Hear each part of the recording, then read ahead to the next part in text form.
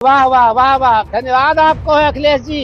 आप यदुवंशी बनते हैं, यादव बनते हैं, गौशाला चलाने का काम आपका है, गाय पालने का काम आपका है, कृष्ण के वंशज होते हैं। आज हम गाय पाल रहे हैं, गौशाला चला रहे हैं, उनकी सेवा कर रहे हैं, तो आपको दुर्गंध आ रही है। हमको लगता है आप यादव नहीं हैं, केवल आप बनते हैं यादव। आप हमको लगता है आप किसी दूसरे धर्म को ज्वाइन कर लिए। समाजवादी पार्टी भाजपा से लड़ते लड़ते कब सनातन विरोधी हो गई, इसको स्वयं अखिलेश यादव जी को आज विश्लेषण करना चाहिए। अरे वाह वाह वाह वाह, धन्यवाद आपको है अखिलेश जी।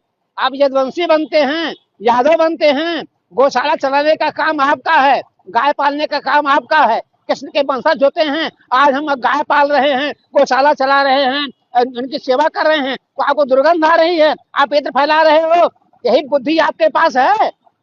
आप सपा के राष्ट्रीय अध्यक्ष बने हुए हो, गाय पालने वाले को, गौशाला पालने वाले को आप दुर्गंध फैला रहे हैं। आप जो है इत्र बेच रहे हो। कन्नौज, मुझे पता है कि इत्र में कितना घोटाला हुआ था, कितना आप लोगों ने किया था। आप सांसाई भाषा बोले हो, कभी राणा सांगा को उल्टा सीधा बोले हो, कभी औरंगजेब तरफदारी कर रहे हो। अरे धन्य है अखिलेश जी, बुद्धि ठीक हो जाए। मैं तुमसे प्रार्थना करता हूँ, एक बार अयोध्या में आ जाओ, हनुमानगढ़ी में जाकर प्रणाम करो, राम जी को प्रणाम करो, अपने सैफई में हनुमान जी के मंदिर में जाकर प्रायश्चित करो, तुझे कोई माफ करने वाला नहीं है। जो व्यक्ति ये कहता हो कि गौशाला में दुर्गंध आ रही है, वह व्यक्ति यादव कैसे हो सकता है? तुम यादव कैसे हो सकते हो? तुम गोपालन कैसे कर सकते हो? है तेरे पास बुद्धि बात देने के लिए? सुधर जाओ, सुधर जाओ। अब सत्ता पाने वाले आप नहीं हो। भगवान श्री कृष्ण के गौ माता से बहुत प्रेम करते थे और गौ को माता मानते थे, और ग्वाल बाल जिस तरह गौ की सेवा करते थे। और आज यादव समाज में अखिलेश यादव जी हैं और उनको गौ के गौशालों से गंध की बदबू आ रही है। वो कह रहे हैं बीजेपी गंध सूंघ रही, हम तो इत्र और सुगंध फैला रहे हैं। ये कहाँ मानसिकता गया, ये कहाँ संतुलन खो गया है उनका। उनको तो सोचना चाहिए कि हम यादव हैं, तुम इस तरह यादव हो। यादव लोग तो गौ माता और गौशाला खोलते हैं, गौ सेवा करते हैं, और तुम गौशाला के बदबू बता रहे हो। हमको लगता है आप यादव नहीं हैं, केवल आप बनते हैं यादव। आप हमको लगता है आप किसी दूसरे धर्म को ज्वाइन कर लिए हैं, इसीलिए आपको गौशाला के जो बदबू है उसको आप गंद मारा। आप यादव नहीं है। आज से आपको मैं यादव नहीं कहूंगा अखिलेश यादव जी। आज से आप, हमको लगता है कि इस्लामिक में शामिल हो चुके हैं आप, इसीलिए इस तरह बोल रहे हैं।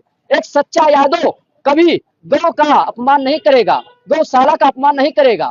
और आप समाजवादी पार्टी के राष्ट्रीय अध्यक्ष हैं, और इस तरह जो हमारे यादव लोग हैं, जो ग्वाल बाल हैं, जो साधु संत हैं और गौ की सेवा करते हैं, गौशाला खोलते हैं, उनके हृदय में बहुत बड़ा चोट पहुंचा है आपके इस बयान पर। आप आइए अयोध्या में राम मंदिर के सामने माफी मांगिए और अपना लुकना लगड़िए और यादव से माफी मांगिए। जितने भी हमारे हिंदुस्तान में यादव समाज रहते हैं उनसे आप माफी मांगिए। यादव समाज के चरणों का धूल आप पान कीजिए, तब आपका ये अपराध समाप्त होगा। ये उत्तर प्रदेश का दुर्भाग्य रहा, उत्तर प्रदेश वासियों का दुर्भाग्य रहा कि हमने समाजवादी पार्टी के नेता के रूप में अखिलेश यादव जी को पूर्व में मुख्यमंत्री चुना था, और बड़ा उम्मीद था इनसे कि ये यादव समाज से आते हैं, यादव परिवार से आते हैं। और यादव समाज तो हमेशा से गौ सेवक रहा है।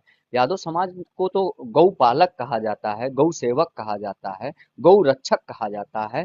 इस प्रकार की अपेक्षा नहीं थी कि जब सत्ता से बाहर होंगे तो इस प्रकार की बयानबाजी करेंगे। समाजवादी पार्टी भाजपा से लड़ते लड़ते कब सनातन विरोधी हो गई, इसको स्वयं अखिलेश यादव जी को आज विश्लेषण करना चाहिए। जिस प्रकार से वो साधु संतों के ऊपर अपमानजनक बयान दे रहे थे, प्रभु श्री राम पर अपमानित बयान दिया जा रहा था, अब उसी लाइन में एक कदम आगे बढ़ते हुए मैं मानता हूं कि ये सर्वाधिक यादव समाज को ही पीड़ा देने वाला बयान है कि गौशाला से दुर्गंध आता है।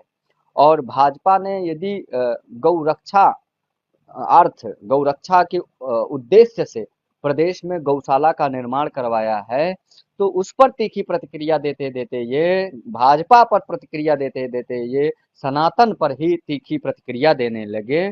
और मैं मानता हूं कि न सिर्फ उत्तर प्रदेश बल्कि भारत के हर घर में गौ सेवक पाए जाते हैं, और भारत के हर घर में गौशाला होती है। हमारे यहाँ तो जब पूजा पाठ होता है तो गौ माता के गोबर से घर को लीप के पवित्र किया जाता है, और उसके खुशबू से पूरा घर जो है सुगंधित हो जाता है और पूरे घर में सकारात्मक ऊर्जा का संचार होता है। लेकिन दुर्भाग्य है कि ये तथाकथित नेता जिन्हें हम बड़े-बड़े पद पर बैठा देते हैं, वही नेता हमारी गौ माता पर, हमारे गौ सेवकों पर, गौशालाओं पर और उन राजनीतिक पार्टियों पर भी जो सनातन की कहीं न कहीं सेवा करने की इच्छा रखती हैं, उस पर तीखी प्रतिक्रिया देते हैं। ये मैं मानता हूँ कि सनातन पर सवाल खड़ा किया जा रहा है, गौ माता पर सवाल खड़ा